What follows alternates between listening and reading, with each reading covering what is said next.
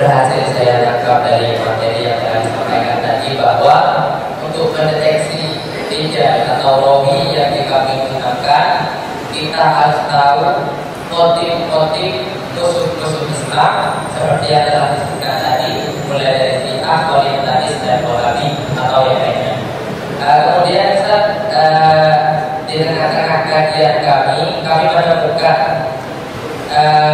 dan secara metodologi memang yang kami pelajari bahwa jarh ta'dil itu tidak boleh berlebihan, termasuk diantaranya juga tidak boleh menjarhu rawi yang seharusnya tidak dijarhu, seperti sahabat yang sudah dijelaskan keadilannya. Namun ketika kami bandingkan dengan kajian di sejarah, kami berhasil menemukan dalam kitab sejarah, bukan kitab hijab, kitab sejarah, seperti kalau tidak salah Al-Bidayah dan Nihayah yang menceritakan sahabat Tolha, kalau tidak salah Tolha atau Sa'ad. Kemudian juga kami menemukan dalam kitab tafsir di antara sababun nuzul ayat yang melarang menikahi ummul mukminin itu karena sahabat Tolha yang berambisius untuk menikahi Sayyidah Aisyah. Ini kan secara zahir ini pengarangnya ahli sunnah, tidak tercium bau-bau sunnah, namun ini menyalahi metodologi hadis, artinya tidak boleh menjarhu seharusnya rawi asalnya tidak dijarhu, karena ini sahabat yang sudah jelas oleh Rasulullah akan keadilannya. Ini bagaimana? Kemudian seperti yang dikatakan Ustaz tadi bahwa untuk sintah terkhusus kitab Sahih Bukhari dan Sahih Muslim ini sudah masuk di kalangan ulama sunnah akan kesohihannya. Bahkan kitab Sahih Bukhari disebut ashahul kutub ba'da Quran. Namun kami menemukan di tengah-tengah kajian itu ada salah satu ulama namanya Ibnu Qayyim, tapi tidak dikenal namanya Ibnu Qayyim yang muridnya kita ini atau yang mana Al-Jauziyah atau yang Al-Jauziyah tidak kenal. Itu mengeluarkan bahwa semua kitab kutub sittah itu pasti ada hadis maudhu'nya kalau pakai metodologi takdir saya, termasuk Sahih Bukhari. Beliau menampilkan, namun ini bukan di kitab aslinya. Kitab Taburan menyebutkan nama Ibnu Qayyim. Sahih Bukhari sekian hadis maudhu'nya, sekian. Kemudian kami berpikir, ini kalau diteruskan bisa merusak pemikiran atau sakralitas kitab Sahih Bukhari yang sudah diterangkan. Cuma kalau kami teliti, kita mau membela Sahih Bukhari kurang, ilmunya kita belum mumpuni. Kemudian saya terprovokasi bahasanya Imam Ghazali. Ilmu hijab itu ilmu kifayah. Fardu ainnya sholat kita, ibadah kita kepada Allah. Sehingga kalau kita fokus pada ilmu hijab, sholat kita masih belum lurus, itu ibarat orang yang ada kalau mau menyadar kita masih sibuk mau pada pistahan yang ada dari teman kita yang belum tentu menyelamatkan kita dari sebenarnya. Solusi dari satu mungkin bagaimana? Ya, karena pertanyaannya panjang ya. Jadi kalau 3 nanti tambah ada tak selesai. Begini, kalau kita menemukan satu pembahasan di dalam kitab-kitab, terus ada salah satu nama ulama disebut seperti tadi Ibnu Qayyim tadi ya, itu maka kita harus melihat, kalau zaman sekarang melihat penulisnya siapa. Ini penting ya, penulisnya siapa itu satu ya. Kalau penulisnya tidak dikenal ya kita perlu curiga. Pertama ini, jangan-jangan orang orientalis ya, satu, atau jangan-jangan orang Syiah dia penulisnya, jangan-jangan orang Wahabi dia. Itu begitu caranya. Kalau buku itu buku baru, misalnya ya, ada buku baru judulnya Mari Kembali ke Hadis misalnya. Ada namanya Profesor Doktor Sapalah Sulaiman misalnya, ya LC misalnya, kita tidak tahu dia. Kalau Ustaz Abdul Somad LC kita tahu ya, ini Sulaiman LC. Terus di situ ada dia mencatat nama tadi siapa? Ibnu Qayyim. Tapi dengan kalimat-kalimat yang kita sendiri kayaknya tidak begitu Sahih Bukhari itu ya. Maka kita jangan kepada Ibnu Qayyimnya dulu. Kita teliti jangan. Tapi lihat siapa? Sulaiman LC tadi siapa? Itu yang penting. Caranya begitu caranya. Ya dah. Itu satu.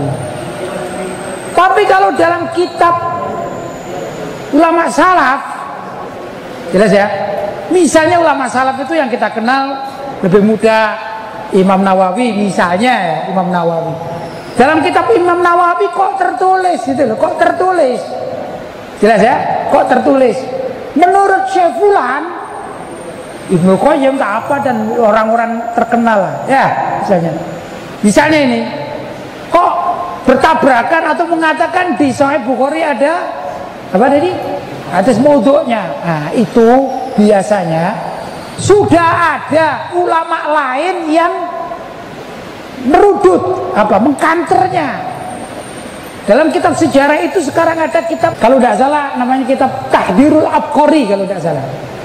Itu banyak kitab-kitab sejarah yang sebenarnya dalam kitab sejarah itu tertulis riwayat dhaif. Kemudian di dalam kitab ini ditarjih, ada juga ada yang ditahqiq. Ada demikian kitab-kitab.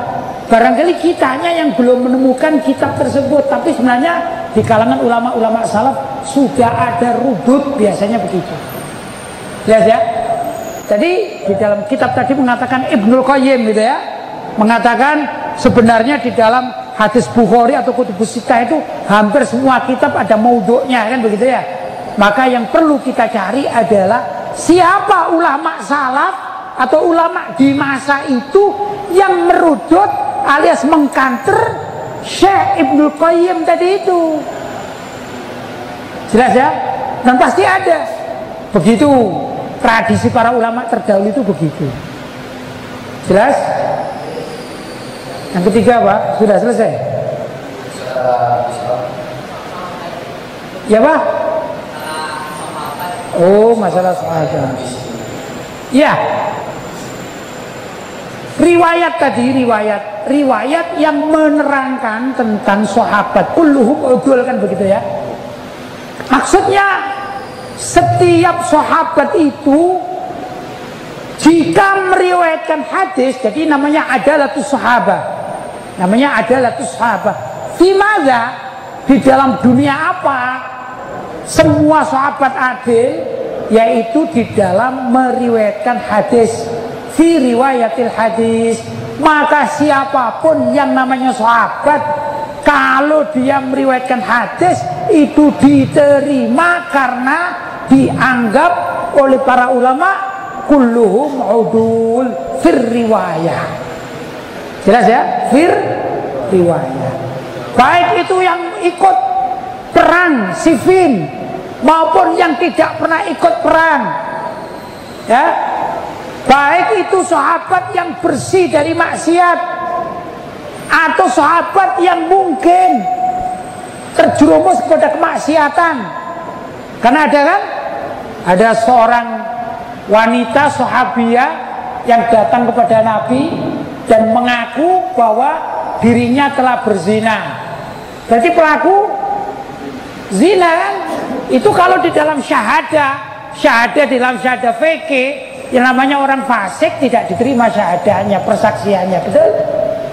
Betul? Tapi udul di sini bukan itu. Udul di sini adalah udulun fir riwayah, di dalam meriwayatkan hadis diterima. Jelas?